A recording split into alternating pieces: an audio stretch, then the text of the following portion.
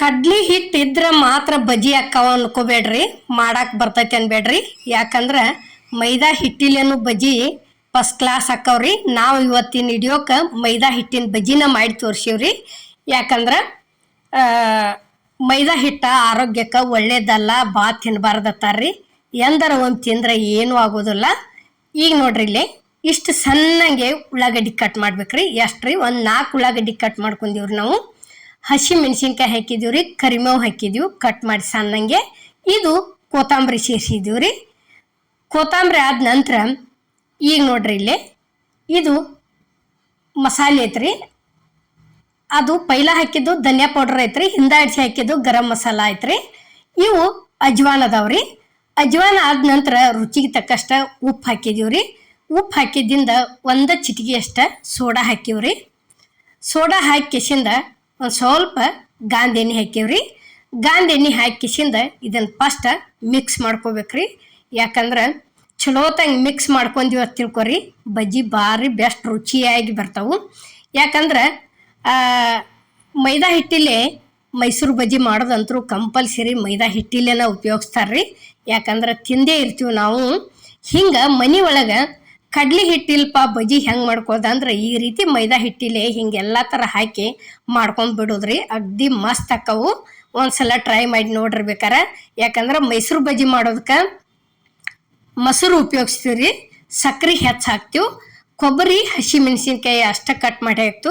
ಇದಕ್ಕೆ ಉಳ್ಳಾಗಡ್ಡಿ ಒಂದ ಎಕ್ಸ್ಟ್ರಾ ಐತೆ ಅನ್ಕೋದ್ರಿ. ಈಗ ಈ ಖಾರದ ಬಜ್ಜಿಗೆ ಅಗ್ದಿ ಮಸ್ತ್ ಆಗ್ಯಾವ್ರಿ. ಬಾಯಿ ಒಳಗೆ ತಿನ್ನಾಕ ಟೇಸ್ಟು ಚಲೋ ಆಗ್ಯಾವು. ಈಗ ನೋಡ್ರಿ ಇದು ಈ ರೀತಿ ಕಲಸ್ಕೊಂಡಿವ ತಿಳ್ಕೊರಿ. ಈಗ ಮೈದಾ ಹಿಟ್ಟು ಹಾಕಾಕತ್ತೀವಿ ನೋಡ್ರಿ. ಇಲ್ಲೇ ನೋಡ್ರಿ ಇಷ್ಟುಕೊಂಡ ಮೈದಾ ಹಿಟ್ಟು ಹಾಕಿ ಫಸ್ಟ್ ಒಂದು ಈಟ ಈ ರೀತಿ ಕಲಸ್ಕೊಳದ್ರಿ. ಎಲ್ಲ ಕಡೆ ಮಿಕ್ಸ್ ಮಾಡ್ಕೊಂಡು ಕೆಸಿಂದ ಆ ನಂತರ ನೀರ ಎಷ್ಟು ಬೇಕು ನೋಡ್ಕೊಂಡು ಹಾಕೋದ್ರಿ. ಯಾಕಂದ್ರೆ ನಮಗೆ ಬಿಡಾಕಲ್ಲಿ ಎಣ್ಣೆ ಒಳಗೆ ಕೈ ಒಳಗೆ ಹಿಟ್ಟ ಹದ ಆಗ್ಬೇಕ್ರಿ. ಅಲ್ಲಿವರೆಗೂ ಇದನ್ನು ಮಾಡ್ಕೋದು. ಸ್ವಲ್ಪ ನೀರು ಹಾಕಿ ಕಲಸ್ಕೋತ ಹೋಗೋದ್ರಿ ಇದನ್ನು. ಈಗ ನೋಡ್ರಿ ಇಲ್ಲೇ ಈ ರೀತಿ ಫಸ್ಟ್ ಒಂದಿಟ ಗಟ್ಟಿರ್ತ. ಹಿಂಗೆ ನಾವು ಕೈಲಿ ಒಂದು ಈಟ್ ಭಾರ ಹಾಕಿ ಇದನ್ನು ಮಾಡ್ಕೊಂತೀವಿ ಅಂದ್ರೆ ಇದು ಮಸಾಲೆ ಹಸಿ ಮೆಣಸಿನ್ಕಾಯಿ ಇದು ಎಲ್ಲ ಥರ ಚಲೋತಂಗೆ ಮಿಕ್ಸ್ ಆಕೈತ್ರಿ. ಅಂದ್ರೆ ಟೇಸ್ಟ್ ಹಾಕವು. ಪೂರ್ತಿ ಒಮ್ಗಿಲೆ ಹಿಟ್ಟು ಹಾಕಿ ದಬ ದಬ ಕಲಿಸಿಡ್ಬಾರ್ದ್ರಿ.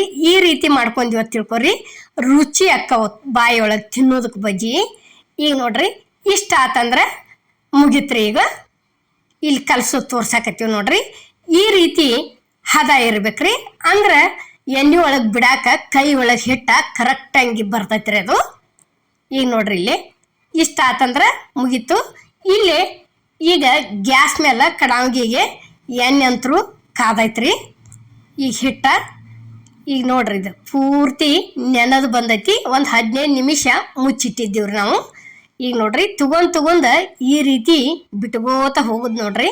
ಅವೇನ ಎಣ್ಣೆ ಒಳಗೆ ಬಿಟ್ಟು ಗುಪ್ಲೇನ ಸಾಕ್ರಿ, ಮ್ಯಾಲ ಬಂದೇ ಬಿಡ್ತಾವ್ರಿ ಅವು ಬಜ್ಜಿ. ಮೈದಾ ಹಿಟ್ಟಿನೂ ಆಗಲಿ ಯಾವ ಆಗಲಿ ಎಣ್ಣೆ ಅಂತರೂ ಕರೆಕ್ಟಾಗಿ ಕಾದಿರ್ಬೇಕ್ರಿ.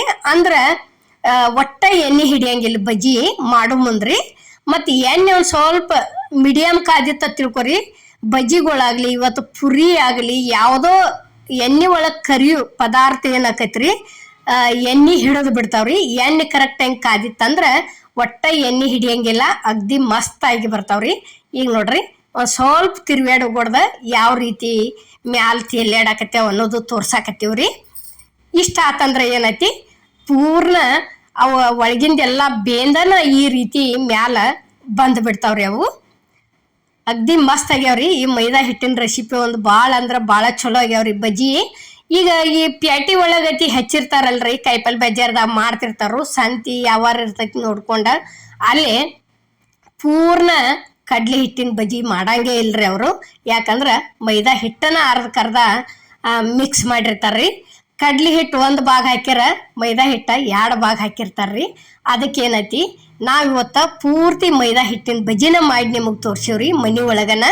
ಅಗ್ದಿ ಮಸ್ತ್ ಆಗ್ಯಾವು. ಎಂದರ ತಿಂದ್ರೆ ಏನೂ ಆಗೋದಿಲ್ರಿ. ಮತ್ತೆ ಹೇಳಾಕತ್ತೇನ್ರಿ. ಯಾಕಂದ್ರೆ ಮೈದಾ ಹಿಟ್ಟು ಬಳಸಬಾರ್ದು ಅಂತ ಹೇಳಿ ಕಮೆಂಟ್ ಒಳಗೆ ತಿಳಿಸಿರ್ತಾರ್ರಿ. ಎಂದರ ಒಂದು ತಿನ್ನೋದಕ್ಕೆ ಏನೂ ಆಗೋದಿಲ್ಲ. ಈಗ ನೋಡ್ರಿ ಯಾವ ರೀತಿ ಪಳ್ಳಾಗ್ಯಾವ ಅನ್ನೋದನ್ನು ನಾವು ನಿಮಗೆ ತೋರ್ಸಾಕತ್ತೀವ್ರಿ. ಪ್ಲೇಟಿಗೆ ಎಲ್ಲ ಸರ್ವ್ ಮಾಡೀವ್ರಿ. ಸೈಡ ಮೆಣಸಿನ್ಕಾಯಿನೂ ಕರೆದಿಟ್ಟಿದೀವ್ರಿ ಬಜ್ಜಿ ಜೋಡಿ. ಈ ಮೈದಾ ಹಿಟ್ಟಿನ ಬಜ್ಜಿ ಮಾಡುವಂಥ ವಿಡಿಯೋ ನಿಮ್ಗೆ ಇಷ್ಟ ಆಗೈತೆ ಅನ್ಕೋತನ್ರಿ. ಇಷ್ಟ ಆಗಿದ್ರೆ ಲೈಕ್ ಮಾಡಿ, ಶೇರ್ ಮಾಡಿ, ಕಮೆಂಟ್ ಮಾಡಿ, ಸಬ್ಸ್ಕ್ರೈಬ್ ಮಾಡಿ. ಇದೇ ರೀತಿ ಅಮ್ಮನ ಅಡುಗೆ ಚಾನಲ್ಗೆ ಸಪೋರ್ಟ್ ಮಾಡಿ. ಎಲ್ಲರಿಗೂ ನಮಸ್ಕಾರ.